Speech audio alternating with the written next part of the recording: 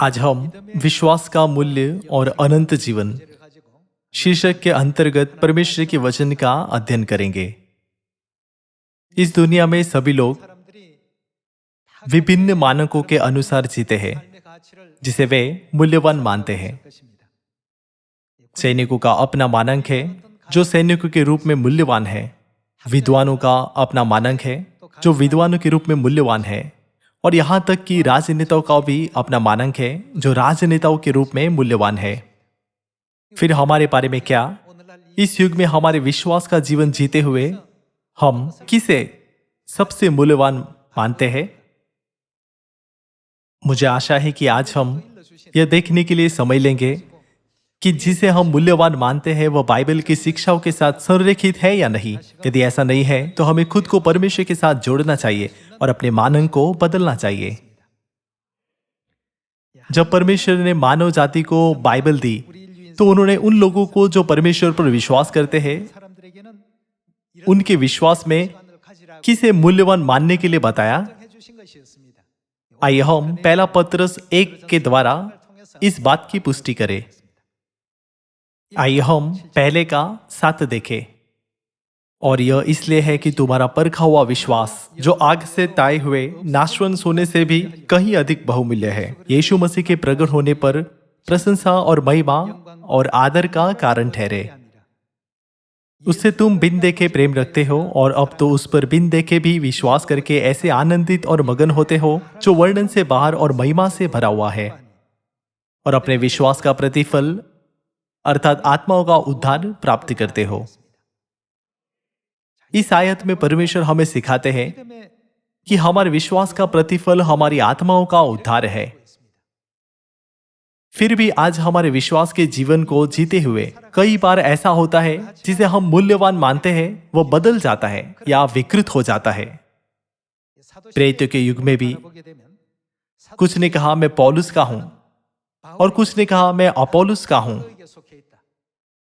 हम पहला कुरिन्थियों 3 में देख सकते हैं कि प्रेरित पौलुस उन लोगों की गलत मानसिकता को ठीक कर रहा था, जो सत्य में प्रवेश होते हुए भी दूसरों से ऊंचा स्थान पाकर प्रशंसा पाना चाहते थे। उन्होंने घोषणा की मैं पौलुस का हूं, मैं अपोलोस का हूं या मैं पतरस का हूं, क्योंकि वे खुद को ऊंचा करना चाहते थे। आइए हम पहला कुरिन्थियों 3:2 में देखें। मैंने तुम्हें दूध पिलाया, अन्न न खिलाया, क्योंकि तुम उसको नहीं खा सकते थे, वरन अब तक भी नहीं खा सकते हो, क्योंकि अब तक शारीरिक हो। इसलिए कि जब तुम में डाह और झगड़ा है तो क्या तुम शारीरिक नहीं और क्या मनुष्य की रीति पर नहीं चलते? क्योंकि जब एक कहता है मैं पौलुस का हूं और दूसरा मैं अपोलोस का हूं, तो क्या तुम मनुष्य नहीं? अपोलोस क्या है और पौलुस क्या है? केवल सेवक, जिनके द्वारा तुमने विश्वास किया, जैसा हर एक को प्रभु ने दिया। मैंने लगाया, अपोलोस ने सींचा, परंतु परमेश्वर ने बढ़ाया।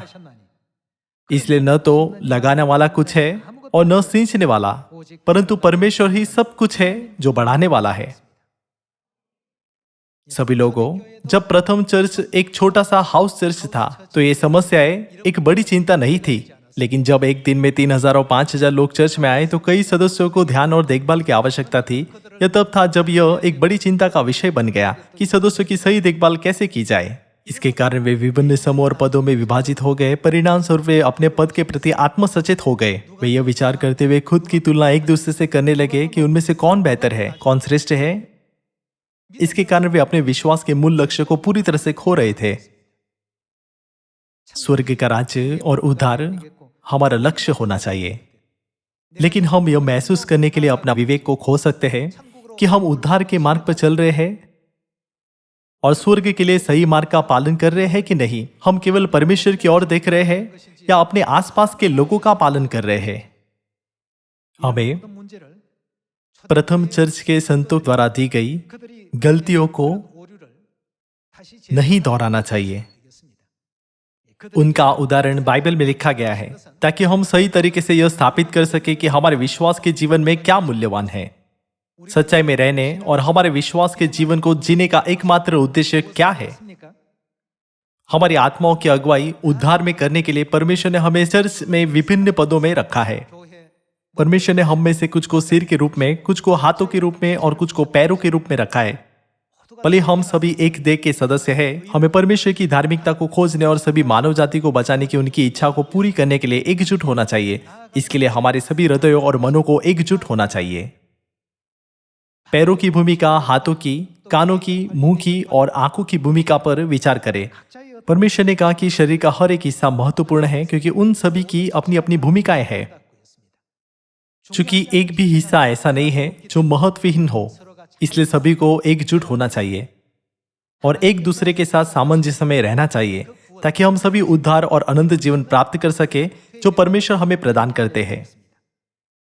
आज हमने बाइबल में विश्वास का मूल्य और अनंत जीवन के बारे में परमेश्वर की शिक्षा का अध्ययन किया। आशा करते हुए कि आपको अधिक अनुग्रह प्राप्त हुआ, मैं इस उपदेश को समाप्त करना चाहूंगा। आपका बहुत बहुत धन्यवाद।